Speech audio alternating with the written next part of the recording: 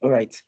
So, my name is Gojo Victory, and I'll be speaking on the topic: should local communities have control over how genetic research is conducted in their populations, or should national ethic boards make these decisions? I'm a member of the group one, from the team of from the affirmative team, and I'll be speaking on this topic. Next slide, please. Next slide. Okay. All right. So we notice that genetic research holds immense promise for humanity, but history has shown us that marginalized communities, such as indigenous people, ethnic minorities, and rural populations, have too often been exploited in the name of science. And you notice that a lot of local communities needs to have primary control over genetic research decisions because they have not been, most of the time they have, this is all stemming from the fact that national boards don't play a supportive role. Instead, they try to override them in their efforts in trying to make this science.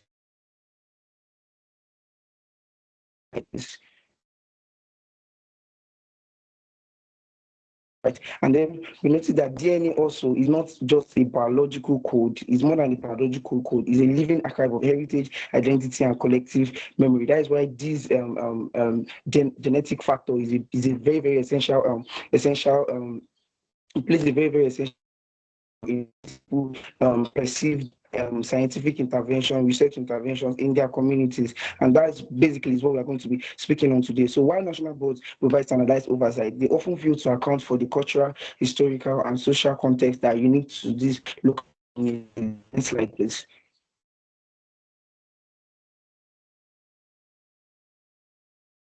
Next slide.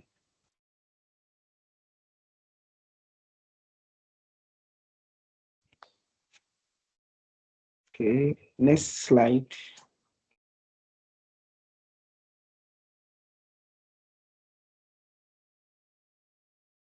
Hello.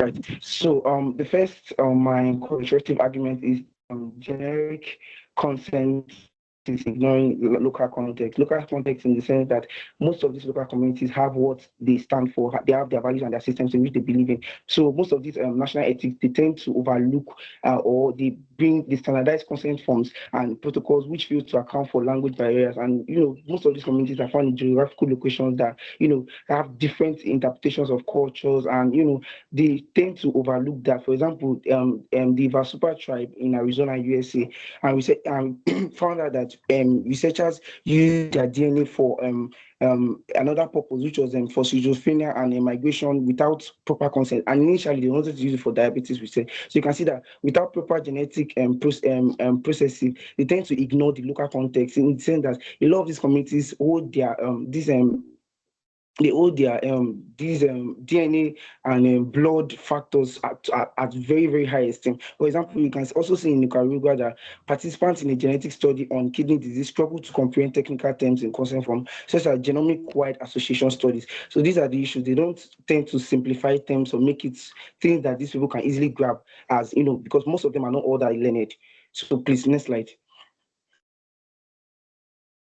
Next slide, please. Okay, so disregard for communal decision making. So most of this one of the major thing that drives most of these local communities, you notice that most of them, they tend to have community efforts towards whatever decision they are making, and that is what the Westerners tend to neglect. They tend to neglect the fact that is not always the key factors, because these people have traditional rulers. They have people that they are accountable to. So most of the time when they come, they feel like they can enforce whatever of their genetic of their consent forms they need to enforce on those people individually, instead of first reaching out to the council. And that is why the Navajo Nation had to impose a 16-year stop on any genetic research after they found that they violated their communal governance norms. So yeah, these are one of the factors. Next slide, please. To ensuring that their community values are highly upheld, such that the research guidelines are not the ethics and the guidelines are not breached against their cultural systems. Okay, so the third one says insensitivity to cultural taboos and beliefs. So most of the time, these people have certain things that they hold as diabolical, or things that they hold as taboo or beliefs. For example, now in New Zealand, the Maori communities associate DNA with Waka Papa. So Waka Papa is the form of, it's something that they see as more like an abomination or like a taboo in their belief. And you can also see Tepu too as well. So they tend to, in Kenya, some communities rejected blood samples due to believe that blood has spiritual essence. So these are the things that most of these national atheists but fail to acknowledge while making genetic research. Next slide, please. Then power imbalances in beneficiary. You notice that most of these communities, most of these nationalities, but when they come to, don't have the they don't really have the sense of a give back relationship. Most of the time, all they think about is what they tend to gain from that community without having the mind to, like, give back to the community. For example, you can see that in Hawaii, the native communities have to criticize the National Institute of Health All of Us Genomic Initiative for lacking transparent benefit sharing plans. And you notice that most of them, they come without having the way. It might be in form of educating them as a way of giving back, but they tend to neglect this. So yes, this needs to be considered by the locality board, which is one of their faults in terms of research procedures and interventions in communities. Next slide, please. Okay, then we have failure to address historical trauma. So most of these communities, they have historical trauma and they need to be acknowledged. So the national IT board tend to neglect these things. And you see that in Canada, First Nations communities resisted genetic studies on diabetes until the First Nation regional longitudinal health survey incorporated in the indigenous governance, and previous national ethics approval had excluded indigenous oversight, echoing colonial era research part. So you can see that they are still trying to enforce that. So they need to so that traumas of the past are not being reinvented. They need to understand, they need to acknowledge things like that. Please. So they need to acknowledge that, yes, these people actually have things that they are faced in the past. They should not use that as a weapon against them during their research interventions. Next slide, please.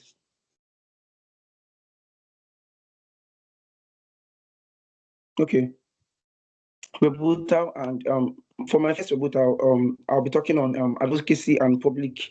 The negative thing talked on advocacy and public inclusion. So you notice that a lot of things that these people did, they try to exclude the local communities, probably because they notice that majority of them are illiterate. They just try to override on their rights. So you notice that in the Iva Super tribe, they donated their blood, hoping that it was for diabetic research. And you notice that they used it for schizophrenia and migration study without their consent. And you can also see it in the Maori in New Zealand, that they violated their, that they had to create a set of guidelines known as the Te Mata era, which is the consent framework that requires researchers to explain data usage in tribal meetings using Maori metaphors. For example, now DNA is regarded as Waka Papa or genealogy, and this reduces the exploitation and increased trust.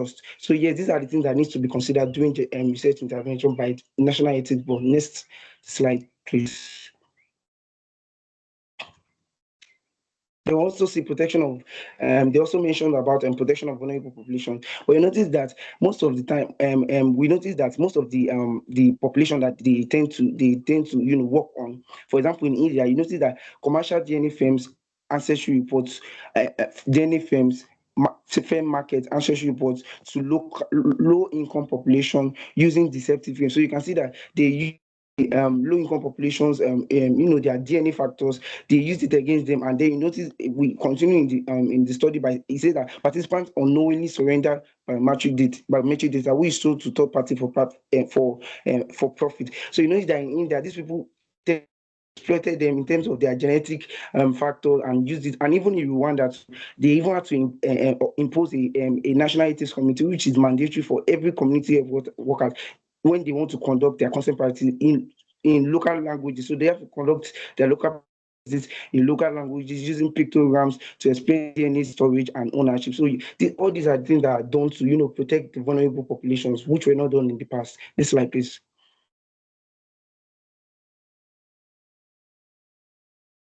Then we also see ethical guidelines and cultural guidelines. So yes, national frameworks like the European Union GDPR prioritize individual privacy, but fail to address communal rights, establishing colonialism. So you can see that to address the fact that each community have a governing board, and they tend to bring up the form of going into colonialism by colonialism into rule against them based on their biological factors. So yes, so they tend to bring that against them, and this is culturally blind and tends to exploit their ethical guidelines, and you can also see that from the Navajo experiment that was conducted, and also in Alaska Share project. Next slide, please.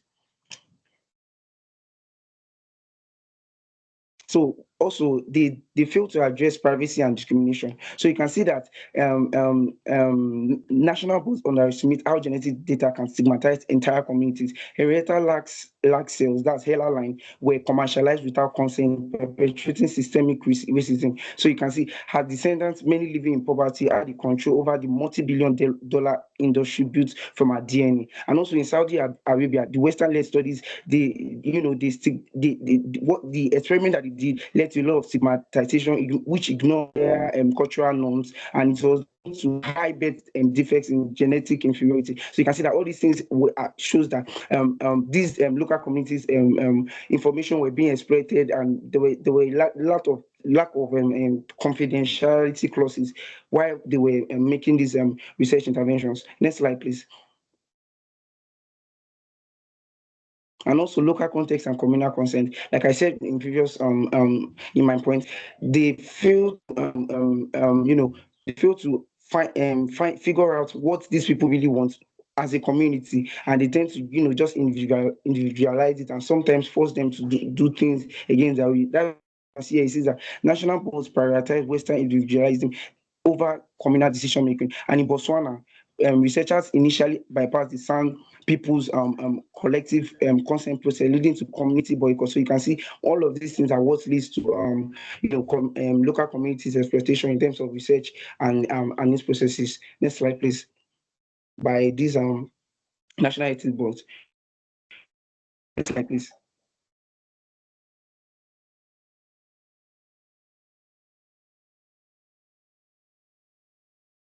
Next slide.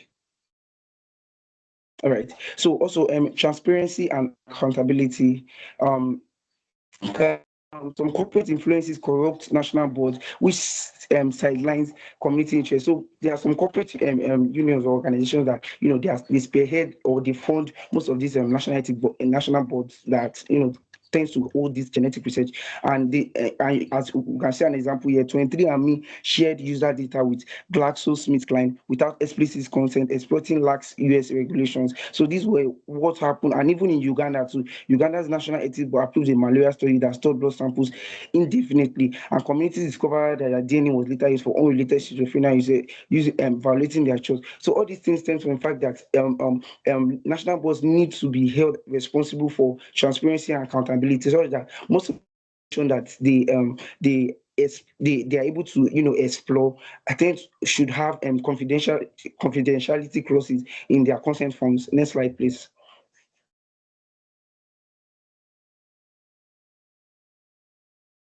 All right. Then we also have data privacy and confidentiality, like I said. So you can see that the Global Alliance for Genomics and Health also developed a key anonymity algorithm, which was tailored for indigenous population, ensuring that data set cannot be reverse engineered to identify individuals. This to tell you the level of how these local communities genomics information were being exploited. So I also seen in Pakistan a hepatitis study that was collected anonymously. The demographic data and the participants in smaller villages were easily identifiable, and this data lead to employment discrimination. So you can see many of these things, and also the NIH and DBGAP data became to anonymized data, but researchers still re-identify native Alaskans using generic. So all these things they show the flaws of nationality, but when they are in terms of data privacy and confidentiality. Next slide, please.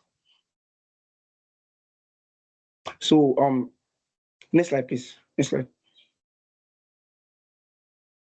So, closing statement. But before this, there are also two cases before. So, local control is not about rejecting science; it's about advancing ethical science. When communities own their genetic narratives, they prevent exploitation, honor cultural values, and foster trust. As the Maori proverb says, "Nothing for us without us." Genetic research must begin and end with the voices of the people it impacts most.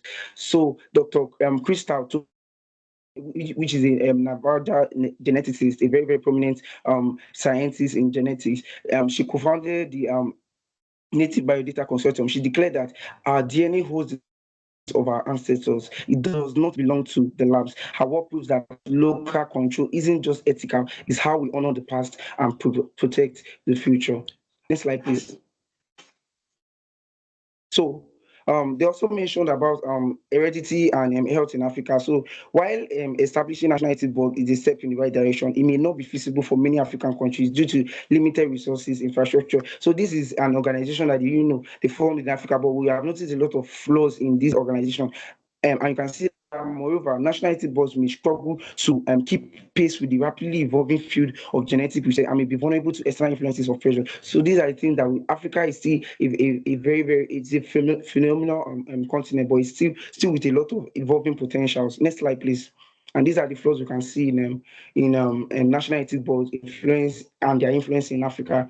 So we also say the economic state of the local population. Yes, while funding is necessary for building local research capacity, it is not a panacea for the systemic challenges facing genetic research in Africa. So you can see that they may lack the necessary infrastructure, the necessary expertise, and administrative capacity to effectively utilize funding. So all these things and all these things can lead to them being vulnerable to corruption or mismanagement. So yes, the economic status of the local population can be something that is really, really that holds up back. But still, a study on research capacity building in Africa found that funding is only one aspect of building sustainable research capacity, and that other factors such as training, mentorship, and infrastructure development are equally important. So yes, these are my reasons as to why local populations really needs to be involved in terms of their research interventions that are done by the national IT board. It should not solely be from the end of the national IT board. They need to be fully involved and aware of how their genetic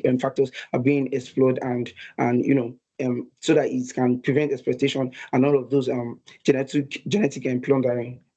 Thank you so much. My name is Igor Jovic once more, and I'm a member of the group on Affirmative Team. Thank you.